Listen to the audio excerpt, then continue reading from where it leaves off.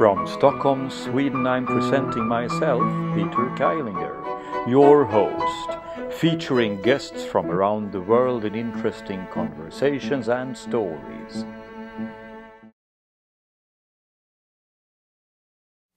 Marcus Jupither is a remarkable opera singer with many roles on his list and hopefully many more to come in the future. I have always been interested in knowing the facts, what has made him to such a great successful opera singer, and what is his survival strategies in the operatic business.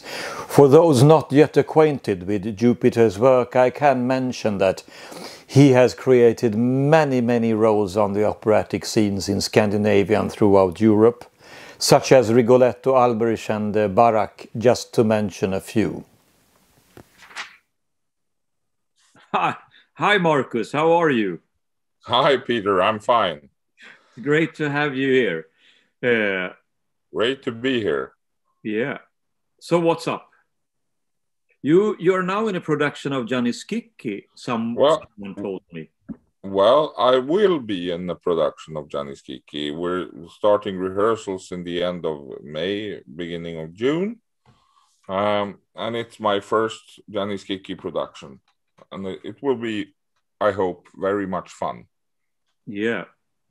You are a funny guy, but you're also a very interesting actor on the stage, doing Rigoletto and Alberich and other types of operatic roles, actually.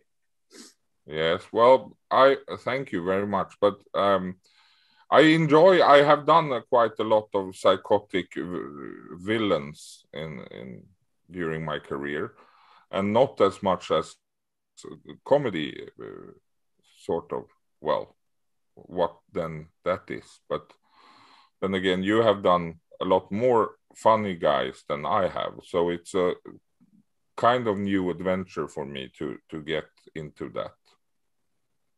What is your relation to comedy and opera? What do you think? What is funny in operas? Well, that's very hard to say. I mean, I think one thing that's not funny is irony. It's very hard with irony, which can be, of course, like Monty Python and that kind of humor. And that is very hard to translate into the opera, because with irony, you put your character out in a way, and that is never too good if you should do not a caricature, but a real person. And that's then hard. Yes. You can use it, but very little in a way. What about your preparation? How do you prepare your roles? I always try to leave quite a lot of open. But with Janis Kikki, I would say that I would leave even more open to be able to really interact with my colleagues, because that's the only way to get it in a funny way, or I mean, situations that can be quite funny and so on, and to be able to really play together even more than if I'm doing something I have done a lot in a more serious manner, without, And what about the first meeting with the director then? Try to keep things as open as possible. In a production, the director could have a different opinion about the role you are playing. What about that situation? Try not to have so many really stuck opinions about my role and my part. I mean, some things is given, but then again, you can get quite much further if I don't come and have everything really decided for myself, because I try to get, I think my job is to be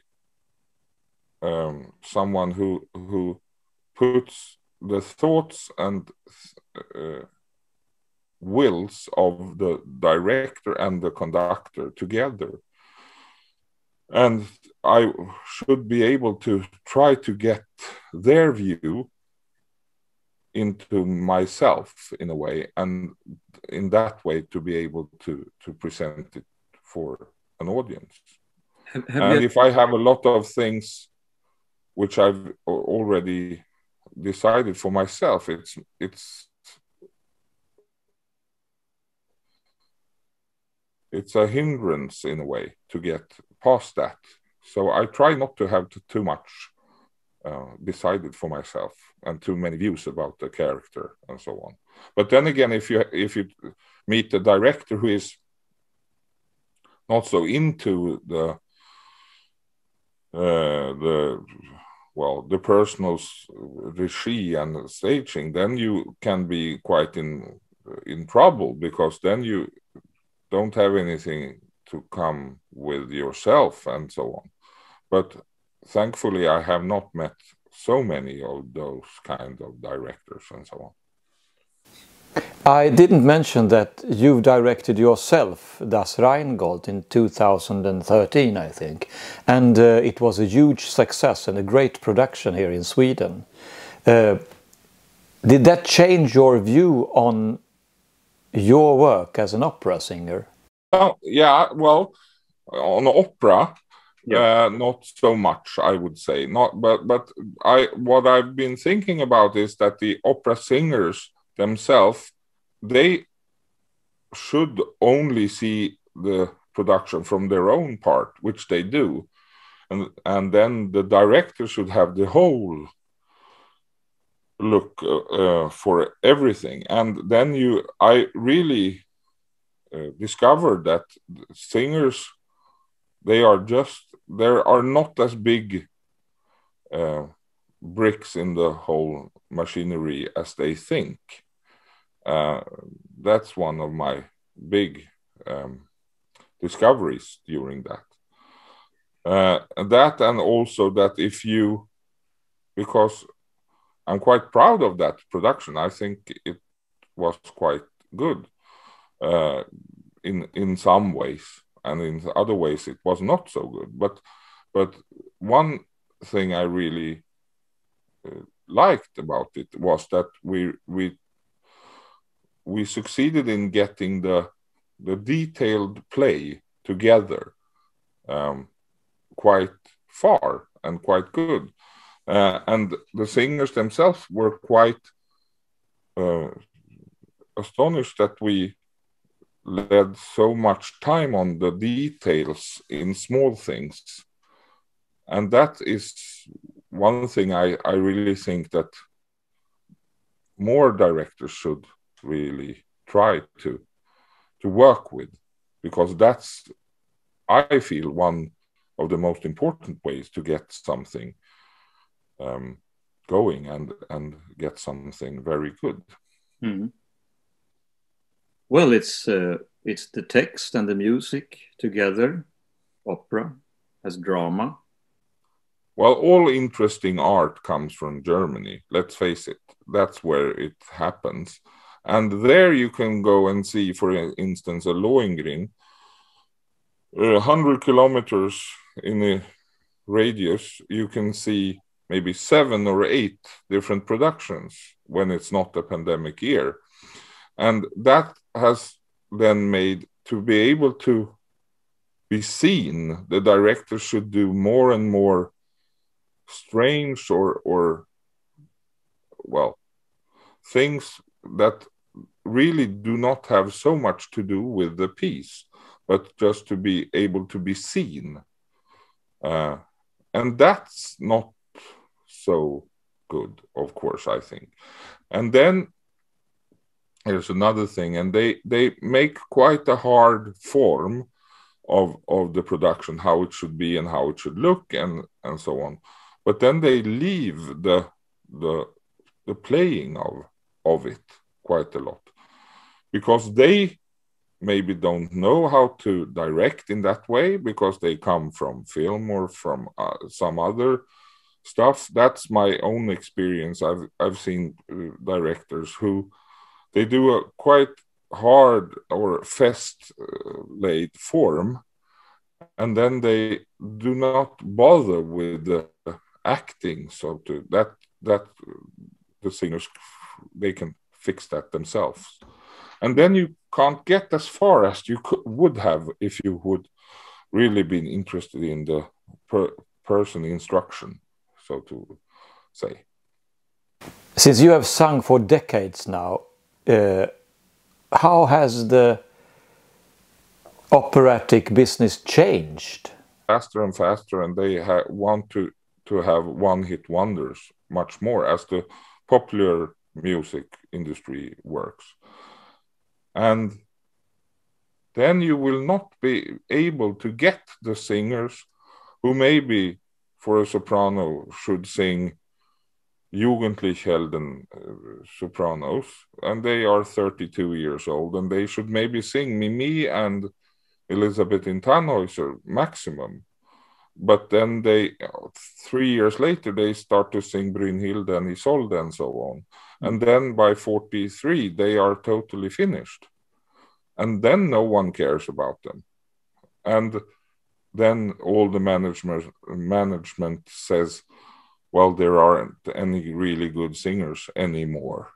Of course there aren't, because they use them up too early all the time. And they do it. And they come in hordes from the States and from Asia now, and also the Russians. And they come and they do anything. They are used to do what they are told, and not to, because the worst thing for them, a singer, is a singer who has their own mind in a way. And that is a quite dangerous development of the opera as an art form. Could you give any advice to young singers?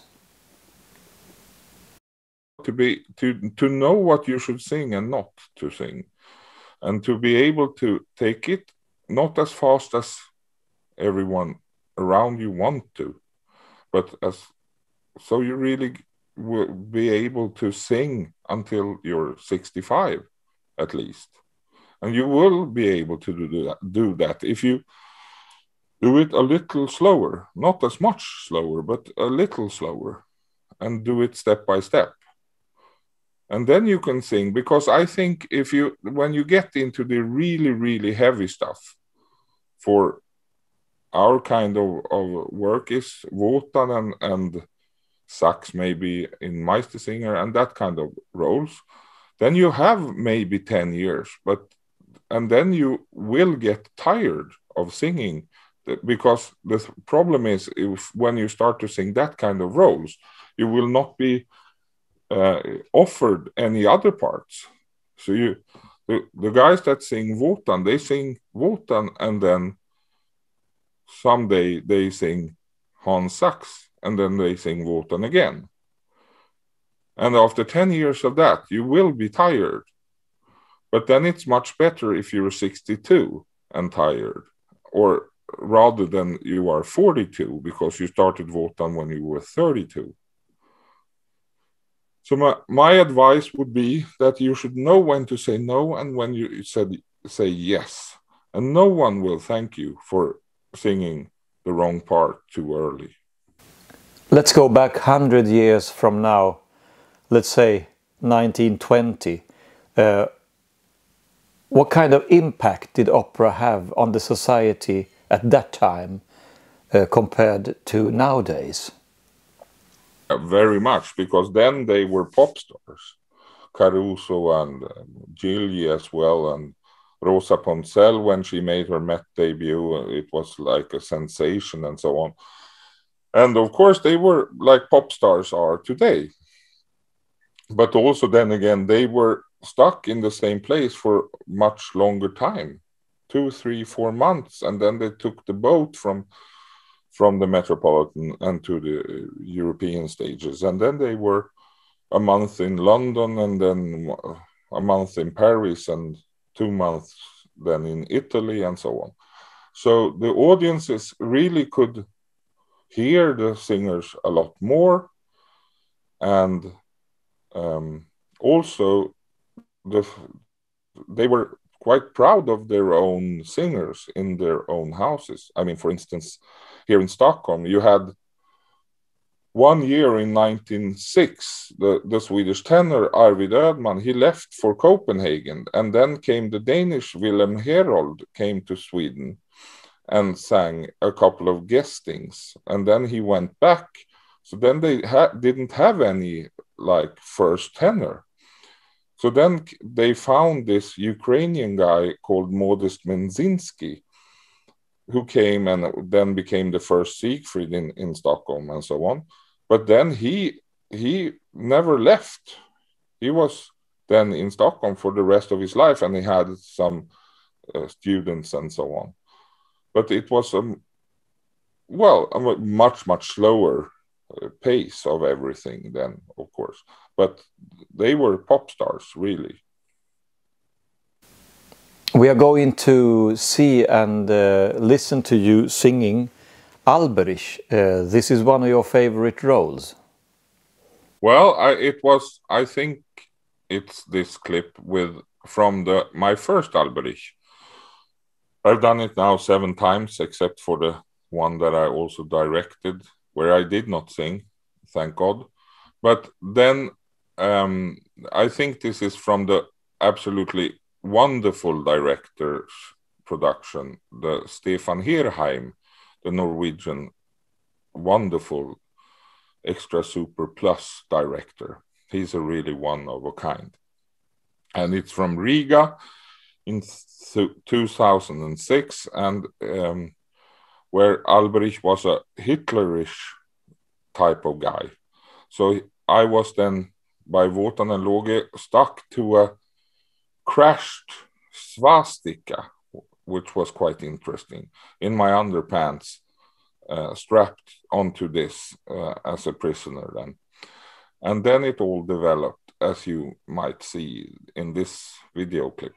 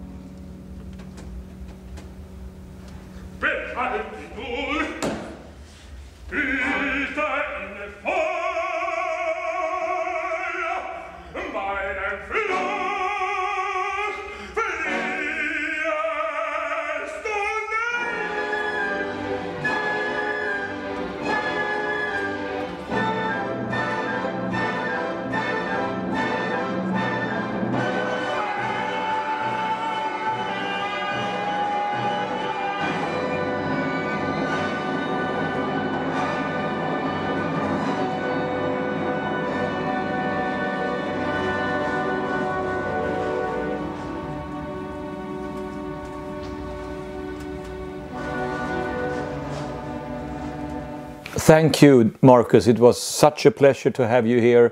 I wish you all the best and good luck with Janis Kiki and the next productions coming up. Bye. It was my pleasure.